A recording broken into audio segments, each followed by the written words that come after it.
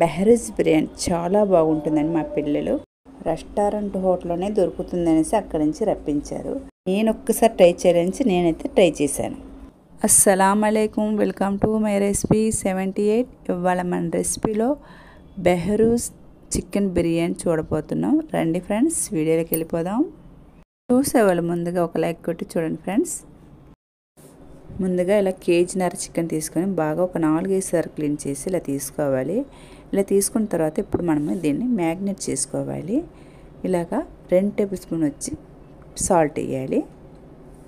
Chicken సరిపడినంత salt వేసుకోవాలి. 5 table spoon కారపొడి, ఇంట్లోనే ఫ్రై చేసి ఆడించుకొని జీలకర్ర పొడి 1 టేబుల్ స్పూన్, 3 టేబుల్ స్పూన్ ధనియాల పొడి, 4 టమాటాలు తీసుకొని ఫైన్ పేస్ట్ లాగా ఆడించుకొని ఈ పేస్ట్ని కూడా ఈ చికెన్లో వేసుకోవాలి. పెరుగు 2 కప్పులు ఇలా తీసుకోవాలి. బాగా ఫ్రెష్గా చిక్కగా ఉండాలి. ఇలా 2 కప్పులు వేసుకున్న తర్వాత ఒక 4 నిమ్మకాయలు వచ్చి కట్ చేసుకొని వేసుకున్న తర్వాత ఈ రసాన్ని కూడా ఈ చికెన్లో పిండేయాలి. ఈ ఫ్రెష్ క్రీమ్ కూడా కొద్దిగా ఇలాగా గులకరించిన తర్వాత కొద్దిగా వేసుకోవాలి. అలాగే ఒక 5 టేబుల్ స్పూన్ వచ్చి అల్లం వెల్లుల్లి పేస్ట్ వేసుకోవాలి. 1 2 3 4 5. 1 టేబుల్ స్పూన్ వచ్చి గరం మసాలా. బాగా మసాలన్నీ వేసాక ఒకసారి బాగా మ్యాగ్నేట్ చేసుకొని ఉంచాలి. అలాగే ఇప్పుడు బాస్మతి బియ్యం చూద్దాము. ఇలాగా ఇండియన్ బాస్మతి బియ్యం, ఇది వచ్చి కేజీన్నర.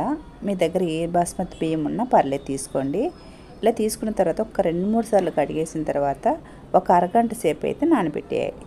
ఇలా బియ్యాన్ని పక్కన పెట్టేసిన తర్వాత ఇలా స్టవ్ వెలిగించుకొని ఒక కళాయి పెట్టేసుకున్న తర్వాత ఒక 4 గంటలు వచ్చేసి ఆయిల్ అయితే వేయాలి. ఆయిల్ వచ్చి హీట్ ఎక్కాక కొద్దిగా ఉల్లిపాయలు పొడవుగా కట్ చేసుకొని ఇలాగ ఫ్రై చేసుకొని బ్రౌన్ కలర్ వచ్చేంత వరకు మనం ఫ్రై చేసుకొని తీసుకోవాలి. ఇలా ఉల్లిపాయలు వేగుతున్నప్పుడు మనం కొద్దిగా కల్లుప్పు అయితే వేసుకుంటే తొందరగా వేగుద్ది ఉల్లిపాయలు.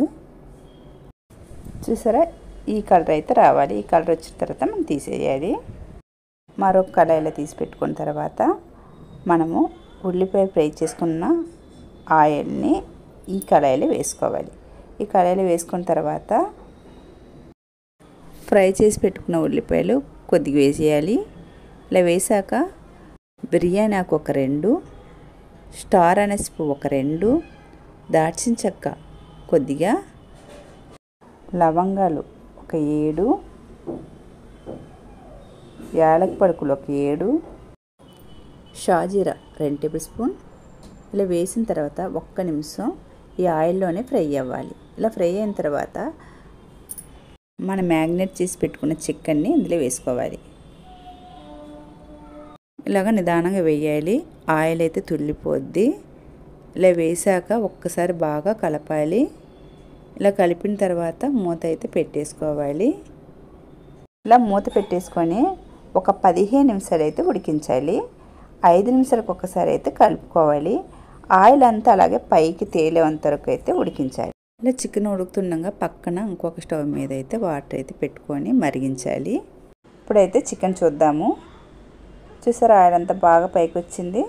ఇప్పుడు కొద్దిగా పుదీనా, కొత్తిమీర, ఒక 10 పచ్చిమిరపకాయలు నిలువుగా కట్ చేసుకుని వేసుకోవాలి. ఒకసారి బాగా కలుపుకున్న తర్వాత షాహీ బిర్యానీ మసాలా ఒక 5 టేబుల్ స్పూన్ వేసుకోవాలి. ఇలా షాహీ బిర్యానీ అంతా వేసిన తర్వాత ఒకసారి వచ్చి బాగా కలపాలి. ఇలా కలిపిన తర్వాత కొద్దిగా పైన ఫ్రైడ్ ఆనియన్స్ వేసుకొని స్టవ్ ఆఫ్ చేసుకొని మూత పెట్టేసేయాలి. మనం ముందుగానే పక్కన వాటర్ పెట్టాం కదా, ఇప్పుడు ఈ వాటర్ వేడి కింద చూసుకొని ఉప్పు అయితే వేసుకోవాలి. కల్లుప్పు వేసుకొని నీళ్ళు వచ్చేసి కొద్దిగా ఉప్పుగా ఉన్నట్టుగా వేసుకోవాలి. వేసిన తర్వాత ఈ వాటర్లో కొద్దిగా కొత్తిమీర, అలాగే కొద్దిగా వచ్చి పుదీనా, 2-3 టేబుల్ స్పూన్ వచ్చి ఆయిల్, 1 నిమ్మకాయ తీసుకొని ఇలా పిండుకోవాలి. ఇలాగ అన్నీ వేసిన తర్వాత అన్నీ కలిసిపోయినట్టుగా ఒకసారి బాగా కలుపుకోవాలి. ఇలా కలిపిన తర్వాత నీళ్ళు మరగటానికి మూత అయితే పెట్టేయాలి. ఇప్పుడు చూద్దాము, నీళ్ళైతే బాగా మరుగుతున్నాయి. అరగంట సేపు నానబెట్టుకున్న బాస్మతి బియ్యాన్ని నీళ్ళంతా వడగట్టుకొని ఇప్పుడు ఈ వాటర్లో, మరుగుతున్న వాటర్లో వేసుకోవాలి. ఇలా బియ్యం వేసిన తర్వాత ఒక 10 నిమిషాలు ఉడికించాలి. 10 నిమిషాలకి మూత పెట్టేద్దాం. ఇప్పుడు చూద్దాము, చూసారా అన్నం పైకి వచ్చేసింది.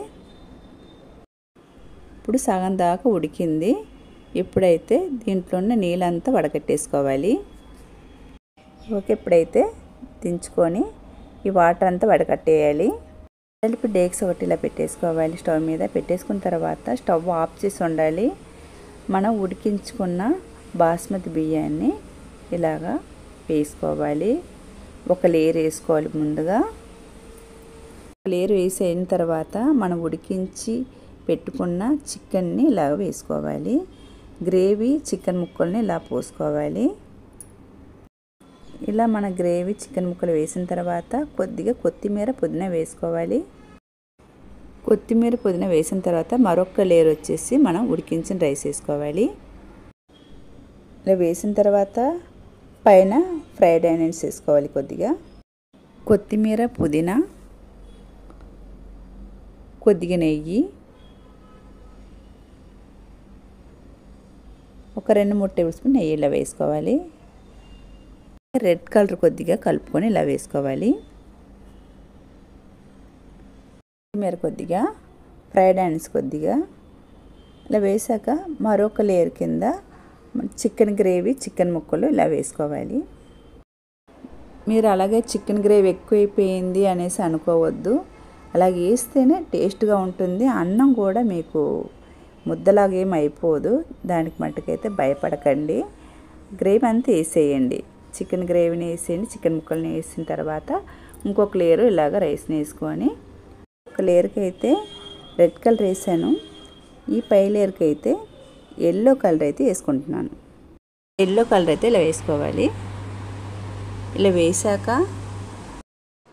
కొత్తిమీర,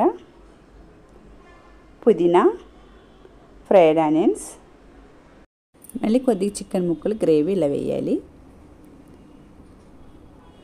నాకు కేజీన్నర కదా అన్నము, అందు గురించి నాకైతే 3 లేయర్లు వచ్చాయి.